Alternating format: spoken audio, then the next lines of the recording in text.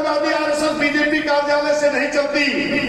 यही माननीय अखिलेश यादव जी जो आज मूर्ति लगाने गए हैं, माननीय बहन जी ने बहुजन समाज में जन्मे संत गुरुओं महापुरुषों के सम्मान में जो स्मारक और पार्क बनाया, जो जिले बना करके नाम रख के सम्मान देने का काम किया, चाहे वो संत रविदास नगर हो, चाहे संत कबीर नगर हो, चाहे पंचशील नगर हो, चाहे भीम नगर हो, चाहे मानव काशीराम साहब नगर हो, चाहे रमाबाई अम्बेडकर नगर हो, चाहे कुर्मी समाज पिछड़े में जन्मे छत्रपति साहू जी महाराज नगर हो, चाहे झोंपा फूले नगर हो, इन सभी महापुरुषों का नाम अगर किसी ने बदल करके अपमानित करने का काम किया, ये समाजवादी ने किया है। ये किस जगह से राजनीति इनकी तैयार हुई थी, किसकी राजनीति से उन्होंने बदला था, और आज अपने आप को शूद्र कहने से नहीं थकते हैं। आज मानव साहब की मूर्ति लगाने गए हैं, इनकी मूर्ति लगाने से ये पिछड़ा और शिवराज इनके बहकावे में नहीं आने वाला है।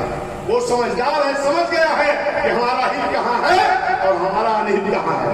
अभी आजमगढ़ में चुनाव हो रहा था, उपचुनाव, उस उपचुनाव में समाजवादी पार्टी के सगे नहीं लेकिन चचेरे भाई के धर्मेंद्र यादव जी लड़ रहे थे, और माननीय अखिलेश यादव जी एक दिन भी आजमगढ़ प्रचार करने नहीं गए। इसके कहने से नहीं गए, आरएसएस और बीजेपी के कहने से नहीं गए। वहीं पर जो मुस्लिम समाज के बड़े लीडर समाजवादी के हैं, माननीय आजम खां जी, जब रामपुर चुनाव होता है जहां पर माननीय आजम खां जी का सम्मान फंस जाता है, वही आजम खां है जो समाजवादी के लिए संजीवनी की तरह खड़े रहते हैं, लेकिन जब उनका सम्मान फंसा तो रामपुर में वो राष्ट्रीय अध्यक्ष जी एक दिन भी प्रचार करने नहीं जाते हैं। क्यों? क्योंकि आरएसएस बीजेपी ने उनको रोक रखा। मिली भगत उनकी चल रही है, लेकिन वहीं पर जब मैनपुरी में चुनाव होता है जहां उनकी पत्नी लड़ती है, वहां पर गली गली रात दिन माननीय अखिलेश यादव जी मीटिंग लगाने का काम करते हैं। और ये भी गौर कर लीजिएगा कि भारतीय जनता पार्टी का कैंडिडेट मैनपुरी का था, तो वो भी समाजवादी के कुंबे से, भाजपा और सपा की मिली भगत से वहां पर भाजपा ने कैंडिडेट बनाया, तब जाकर के समाजवादी ने वो सीट जीतने का काम किया है। हरी लोकसभा के अंदर कौन सा वो नेता है जिसने कहा कि एक बार माननीय मोदी जी को और आना चाहिए? बताइए। समाजवादी के नेता कहते हैं भरी लोकसभा के अंदर एक बार मोदी जी को और आना चाहिए, और बी टीम डीएसपी को बताते हैं। जब माननीय भाजपा के मुख्यमंत्री योगी जी शपथ लेते हैं तो वो कौन से बाप बेटे थे, किस दल के नेता थे जो जाकर के कान में बात कर रहे थे? बताइए। समाजवादी के जाकर के भाजपा के मुख्यमंत्री के कंधे पर हाथ रख के गले में मिलकर के कान में बात करते हैं समाजवादी के लोग, बताते हैं बी टीम डीएसपी है। कौन बताता है?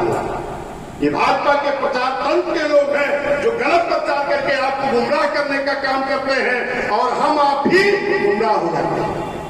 अभी इस चुनाव में तमाम हमने देखा कि हमारे कर्मचारी भाई, जिस समाजवादी ने महापुरुषों का नाम बदला, जिस समाजवादी पार्टी ने लोकसभा में प्रमोशन के आरक्षण का बिल फड़वाया, जिस समाजवादी ने ठेकेदारी का आरक्षण खत्म किया, जिस समाजवादी ने बैकलॉग की भर्ती रोक लगाई, जिस समाजवादी ने जो डीवाईएसपी से एसपी हुए थे, तहसीलदार से एडीएम हुए थे, ऐसे लोगों को बैठ करके किसी जिले में अपमानित कराने का काम किया, और वही समाजवादी के लोग कहते हैं कि मानव साहब का, बाबा साहब का मिशन पूरा करेंगे।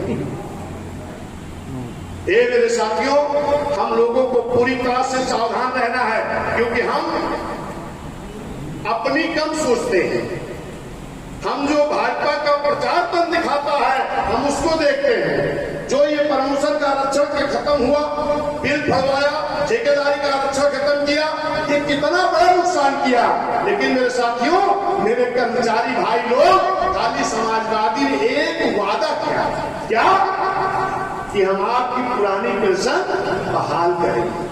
अरे गौर कर लेते मेरे भाई कि पहले क्या किया समाजवादी ने, पहले क्या किया है आपके कर्मचारियों के साथ? डिमोशन किया, प्रमोशन का आरक्षण के बिल फड़वाया। जो पहले किया है, आगे क्या उम्मीद करते हो? धन्य मान्य बहन जी कभी कोई वादा नहीं करती हैं, लेकिन हुकूमत में आने के बाद ऐसा काम बहन जी करती हैं कि जो आज तक किसी ने नहीं किया। ये मेरे साथियों, समय ज्यादा हो रहा है, बात बढ़ती जा रही है, मैं अपनी बात समाप्त करूंगा। लेकिन मेरे साथियों, जब तक विपक्षियों को मुंहतोड़ जवाब हम लोग हर शब्दों का नहीं देंगे, तब तक लोग हमको लड़ाई में मजबूती से नहीं देंगे।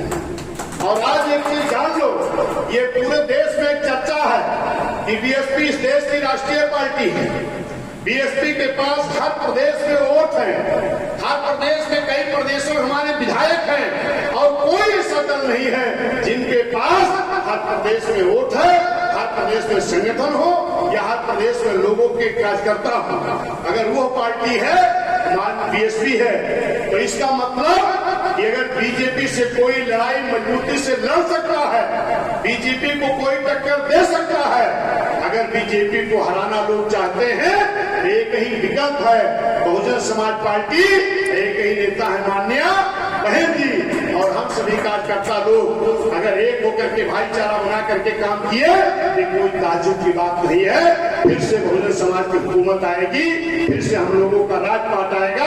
खाली अपने दिमाग का जो निगेटिविटी है इसको निकाल दो, अपने हौसले को बुलंद कर लो, निश्चित आपकी हुकूमत आ जाएगी। जय भीम, जय भारत।